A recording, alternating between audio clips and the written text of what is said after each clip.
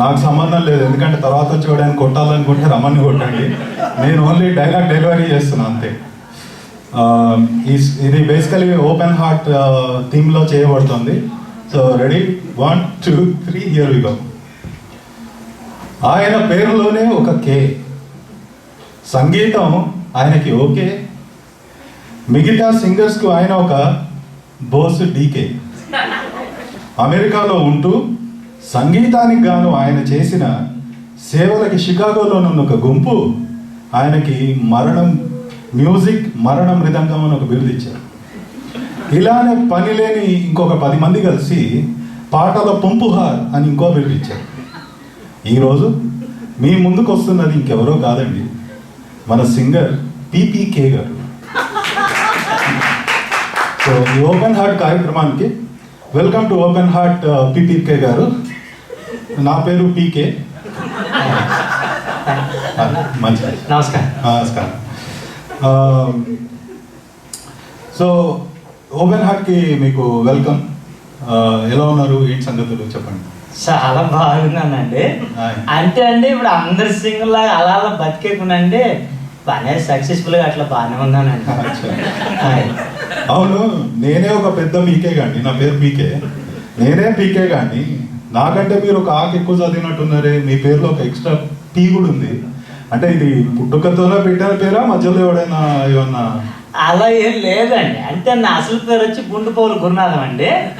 అంటే ఇప్పుడు సంగీతానికి నేను చేసిన సేవలకండి అందరూ కూడా అట్లా ముద్దుగా పీపీకే అంటే పాటల పల్లవుల కళాకింకరుడు, యమకింకరుడు లాగా అలా పిలుస్తూ ఉంటారు. అలాగే అలవాటు అయిపోయింది, అంతేగాని. అవునా, నేను పీపీకే అంటే ఇంకేదో అనుకున్నాను.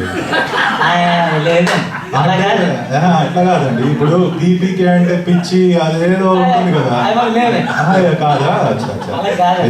అంటే నాకు కలుస్తుంటారు అలాంటి వాళ్ళు. సరే, ఇంకా ముందరికి వెళ్తే మీలో ఇంత టాలెంట్ హౌ, ఎలా? అంటే అండి అలా పుట్టేశానండి. కానీ ఏంటంటే మొదట్లో అండి పాడుతుంటే అండి కొద్ది రక్తాలు వచ్చేది కొట్టేవాళ్ళండి జనాలు. ఆ తర్వాత వాళ్ళు అలవాటు పడిపోయారు, నేను అలవాటు పడిపోయాను. ఇక ఏదో ఇలాగా సక్సెస్ఫుల్గా బాగానే ఉందండి. అంటే ఇంకా కొడుతున్నారా రక్తాలు వచ్చేటట్టు? అది అంటే వాళ్ళు అలవాటు పడ్డారని చెప్పా కదండి, నేను అలవాటు పడ్డాను. ఇక అది వాచిపోయి ఉంటుంది అట్లా. అలా అనుకుంటే మనం పైకి రాలేమండి. అవన్నీ నేను పక్కన పెట్టేస్తానండి, ఇప్పుడు అలాంటి పట్టించుకోను. అవును, ఈ దెబ్బలు, ఈ రక్తాలు వచ్చేటట్టు కొట్టడం పక్కన పెడితే, అంటే అలవాటు అయింది అన్నారు కదా, కుర్చీ కంఫర్టబుల్ ఉందా? మీకు చాలా బ్యాక్గ్రౌండ్ ఉందని అది ఇది అని విన్నాను, అందరూ అంటూ ఉంటారు. అది సంగీతంలోనేనా ఇంకేమన్నా వేరే విషయాల్లో కూడా బ్యాకింగ్ ఉందా? చెప్పాను కదండి, బాగా కొట్టేవాళ్ళని అప్పట్లో. అయితే ఎక్కువగా బ్యాక్ నుంచి కొట్టడం జరిగేదండి. దాంతో అందరూ కూడా ఈ బ్యాక్గ్రౌండ్ పీపీకే, బ్యాక్గ్రౌండ్ పీపీకే, అంతేగాని నేను పెద్దగా బ్యాక్గ్రౌండ్ పీపీకే లేదు. మరి ఇంత బ్యాక్ నుంచి కొడితే మీకు చినిగించి చంపైపోయి ఉండాలి. అంటే అప్పట్లో అలా కవర్ అయ్యేది. ఆ తర్వాత కూర్చోడానికి వాటికి కూడా బాగా సహకరించింది. మరి ఇన్ని తన్నులు తిన్నారు, మీకు ఇన్ని దెబ్బలు తిన్నందుకు ఏమైనా అవార్డులు రివార్డులు ఏమైనా వచ్చినాయా? అవి లేకేమండి. ఇప్పుడు షికాగోలో అండి ఒక బర్త్డే పార్టీలు పాడానండి. వాళ్ళు అక్కడికక్కడే నాకు సంగీత కళా తపస్వి అని ఇచ్చారండి బిరుదు. ఆ తర్వాత ఒకసారి అట్లాగే కాలిఫోర్నియాలో మా ఫ్రెండ్ రెస్టారెంట్ ఓపెన్ అని వెళ్ళానండి. వెళ్తే అక్కడ వాళ్ళు పిలవటం, అక్కడ నేను అనర్గళంగా ఆపలేకుండా పాట ఒక 4-5 గంటలు జరిగిందండి అలాగా. దాంతో వాళ్ళు తట్టుకోలేకపోయారు. అక్కడికక్కడే పాటల పుల్క అని ఒక బిరుదు ఇచ్చి సత్కరించడం జరిగిందండి. అలా చెప్పుకుంటూ పోతే చాలా ఉన్నాయండి. కాకపోతే ఏంటంటే అండి, ఇప్పుడు మా ఇంటికి వచ్చి చూస్తే మీరు అవార్డులు, ఈ రివార్డులు కానీ, ఈ ట్రోఫీలు అంటారు చూసారా, అవి కానీ, కడియాలు, ఇట్లా నేను కొనుక్కునేవి కాకుండా అందరు ఇచ్చినవి కూడా ఇట్లా షాల్స్ అవన్నీ కూడా చాలా ఉన్నాయండి. ఇంట్లో అదే ఇల్లు తోడడానికి వాటి కూడా వాడుతూ ఉంటారు అప్పుడు. మీరు మరి ఇన్ని అవార్డులు రివార్డులు వచ్చినాయి పీపీకే గారికి. మీ గురించి ఊర్లో ఉన్న కొంతమంది ప్రముఖులని పేరు చెప్పుకుని తిరిగేవాళ్ళు ఓ 4 ముక్కలు మీ గురించి మాట్లాడారు. అది ఆడియో క్లిప్పింగ్ విందామండి, ఎందుకంటే నాకు తప్పదు కదా. నా పేరు గన్నపూడి తమిళ కృష్ణ. పీపీకే నాకు స్నేహితుడు. పీపీకే గురించి చెప్పాలంటే అతను ఒక గొప్ప సంగీత సాహిత్య సమరం శంకర్ లాంటి వాడు. నాన్నగారు చెబుతూ ఉంటారు, అన్నీ ఉన్న విస్తర అడిగమణిగి ఉంటుందరా, కానీ నీ స్నేహితుడు పీపీకే అలా కాకుండా ఎంతో సాధించాలని గొప్పగా చెబుతూ ఉంటాడని అంటూ ఉండేవారు నాన్నగారు. నా పేరు ఆపేసిన ఆదిలక్ష్మి అండి. పీపీకే గారు మా గురువు గారు. అంటే నేను ఆయన దగ్గర క్లాసు స్టార్ట్ చేయగానే ఆయనకు ఉద్యోగంలో బ్రేక్ వచ్చి వేరే ఊరు వెళ్ళిపోయారండి. దాంతో నాకు సంగీతంలో బ్రేక్ అది రావడం వల్ల ఈరోజు మంచి సింగర్గా స్థిరపడిపోయానండి. పీపీకే గారు రుణం ఈ జన్మలో తీర్చుకోలేనండి. ఏమమ్మీ, నా పేరు మూలా శంకారెడ్డి. అబ్బి ఎట్టున్నాడు? ఈ అబ్బి ఎన్నాడు లేదు అని చెప్పకుండా మంది ఉన్నా లేకున్నా రోజు మా రెస్టారెంట్లోకి వచ్చి పాడతా ఉండేటోడు. మా గబ్బు నాయాండ్లు పీపీకే పోయినాక మంది పెరిగినాదప్ప అని గబ్బు లేవు తండ్రి. అటువంటిదప్ప మా బందాము. నా పేరు వైజాగ్ వేణు మాధవ్. నేను పీపీకే చిన్నప్పటి నుంచి మంచి స్నేహితులం. కలిసే పాట నేర్చుకున్నాం, కలిసే పాడేవాళ్ళం. ఆ వైజాగ్ వీధుల్లో బీచ్లో అక్కడ అన్ని చోట్ల పాడుతూనే ఉండేవాళ్ళం. ఈరోజు నన్ను లోపల పెట్టారు, వాడు పాడుతూనే ఉన్నాడు. వాడి పాట విన్నప్పుడల్లా నా గుండె కరుగుతుంది, నా కుక్క మరుగుతుంది. ఎప్పటికైనా నేను వాడి ఎంత సింగర్ అవ్వాలని రోజు ఎలక్ట్రిక్ హెడ్సెట్ పెట్టుకొని వాటికి పాడుతూనే ఉన్నాను. సో పీపీకే గారు, ఇలా ఊర్లో ఉన్న ప్రముఖులు పని పాటలు లేని ప్రతి ఒక్కడు మీకు ఆడియో క్లిప్పింగ్స్ పంపిస్తే ఎలా ఉంది మీ ఫీలింగ్ ఏంటి చెప్పండి? అంతేనండి, చాలా సంతోషంగా ఉందండి. అంటే ఇప్పుడు ఎవరికైనా కూడా అండి మెచ్చుకుంటే సంతోషం కదండి.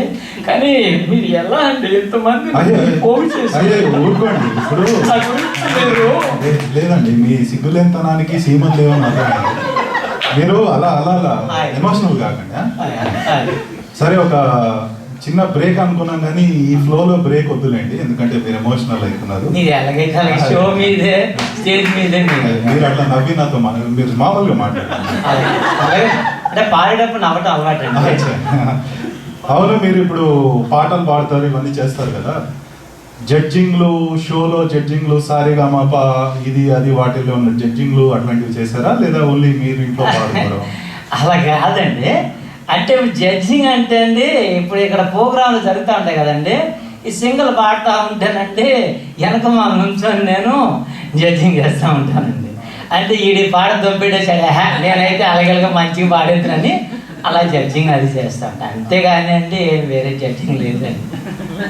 బాగానే ఉందండి. మీరు మరి ఆ జడ్జింగ్ లో అట్లా చేస్తున్నప్పుడు పాడినోడు వచ్చి వెనక బ్యాక్ నుంచి కొట్టడం మిమ్మల్ని? లేదా, అంటే వాళ్ళు పాడుతూ ఉంటారు కదండి, వాళ్ళకి తెలియదు, నవ్వుతూ అక్కడి నుంచి ఇట్లా ఇట్లా అంటూ ఉంటాను వెనక నుంచి. మీతో ఇంటర్వ్యూ చేస్తే నాకు కూడా ఇలానే ఉందండి. బాగుంది సార్. ఇది ఇంకోటి వార్త ఏంటంటే, ఇప్పుడు నా పనిచేసే వాళ్ళు ఉంటారు కదా, వాళ్ళు చెప్పారు మీరు ఈ డబ్బుల దగ్గర చాలా నిక్కచ్చిగా ఉంటారని, ఈ ఆర్గనైజేషన్స్ వాళ్ళ దగ్గర చాలా నిక్కచ్చిగా డబ్బులు ఇవ్వకపోతే పాడను అంటారని, ఇలా కొంచెం బలుపు తిక్క తీటా ఉన్నాయని ఒక బయట ప్రచారం అవుతుంది. దాని గురించి మీ ఇది మాత్రం ఖచ్చితంగా నాకు ఎక్కని వాళ్ళు ఎవరో చేసిన అప్పనిందండి, ఇది మాత్రం నేను ఖండిస్తానండి. అంటే అండి మొదట్లో వాళ్ళు వీళ్ళండి డబ్బులు ఇచ్చి అవి పాడించుకునే వాళ్ళండి. ఆ తర్వాత వాళ్ళు ఇవ్వటం మానేశారు, నేను ఎందుకని అడగలేదు. ఇప్పుడు ఏంటంటే ఇప్పుడు ఉన్న పరిస్థితుల్లో ఎవరు పిలిచినా వెళ్ళిపోతానండి.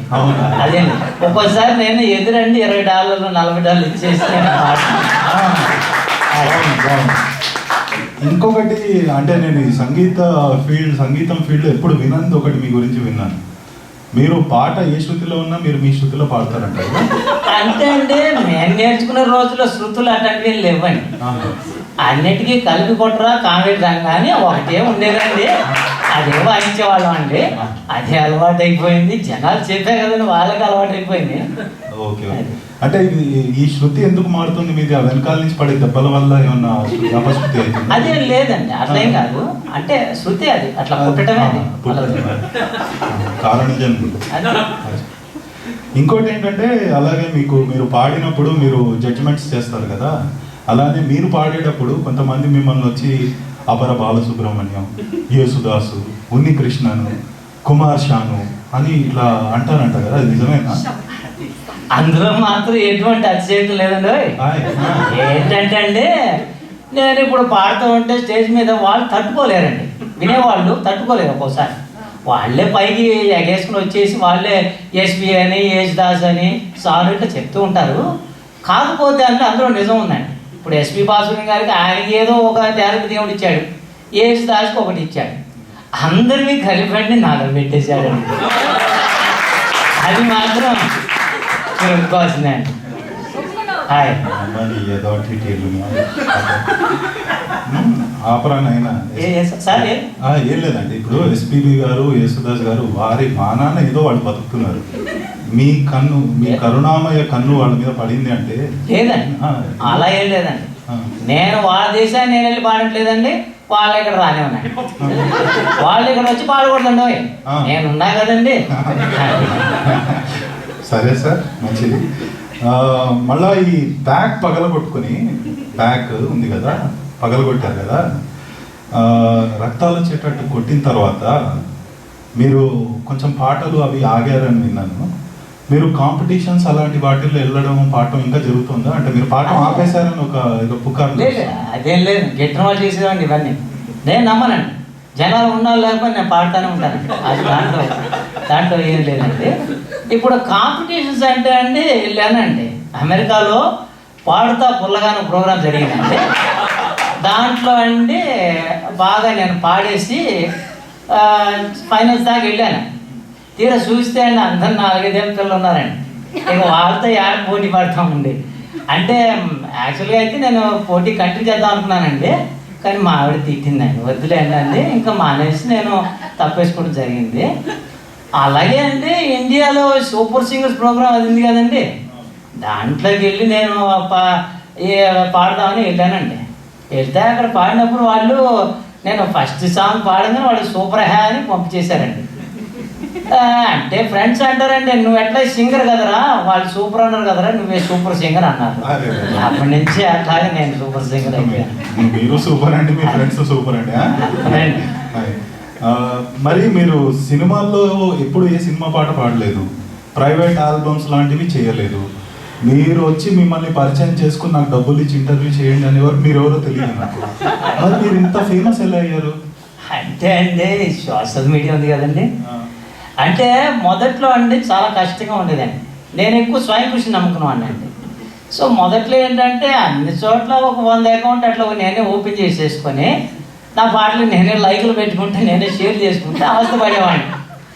ఆ తర్వాత అండి నేను అందరి దగ్గరికి వెళ్ళి చెప్పానండి. చాలామంది పరిచయం అయ్యారు, ఇట్లా పాటల దగ్గర అక్కడ పరిచయం అవుతారు కదా, అట్లా అయినప్పుడు చెప్పానండి, మీరు నా పాట లైక్ పెట్టాలండి, లేకపోతే మీ ఇంటికి వచ్చి పాడతానని ఒక పథకం పెట్టానండి. దాంతో అండి పాట పెట్టడం ఆలస్యం అండి, లైకులు షేర్లు ఊరి తెచ్చేస్తారండి. నా డ్యాన్స్ నాకు మీరు మర్చిపోయే ముందు నాకు ఫేస్బుక్ అట్లాంటి అకౌంట్స్ లేవండి. నేను లైక్ లైక్ కొట్టలేను, కానీ నేను ఎక్కడైనా నా దురదృష్టం నాకు కలిసి వస్తే నేను వింటాను మీ పాట తప్పకుండా. మిమ్మల్ని కొట్టేవాళ్ళు చాలా మంది ఉన్నారని విన్నాను. మరి మీకు ఇంత టాలెంట్ ఉంది, ఇంత సోషల్ మీడియా నెట్వర్క్ ఉంది మీకు, మరి అమెరికాలో ఏం పీకుతున్నారండి మీరు ఇండియా పోయి ఏదో ఉద్ధరించకుండా? అంటే ఇండియాలో ట్రై చేశానండి. యాక్చువల్గా వెళ్ళి సింగర్ అని 4 సార్లు పాడానండి, కానీ దగ్గర అనుకుని సిల్లరించి పంపించేసానండి. దాంతో అండి వద్దులేరా, మనకి అమెరికా మన ఫ్యాన్స్ చాలు అనుకుని ఇక్కడే వాళ్ళని. Okay okay. సో చాలా నాది జనరల్ ఈ షో 1 గంట జరుగుతుందండి, తట్టుకోలేకపోతున్నాను. మనం అవును, మీ మాటలు కూడా చాలా వింతగా ఉన్నాయి. సో చాలా అద్భుతంగా ఉంది మిమ్మల్ని కలిసినందుకు పీపీకే గారు. మీరు మా స్టూడియోస్కి వచ్చి ఇలా మా అందరినీ రంజింపజేసినందుకు. అండ్ జనరల్లీ సింగర్స్ వచ్చినప్పుడు మేము పాట పాడమంటాం, కానీ మనకు సమయం లేదు. మీరు ఎప్పుడైనా చెప్పాక దురదృష్టం తలుపు తడితే మీ పాటలు చాలా సంతోషము. రే బొకే తీసుకురా ఆయనకి. చాలా సంతోషం అండి. ఎందుకండి బొకే బొక్కండి, బొక్క పడ్డది కదండి, పర్లేదు. నమస్కారం. నమస్కారం.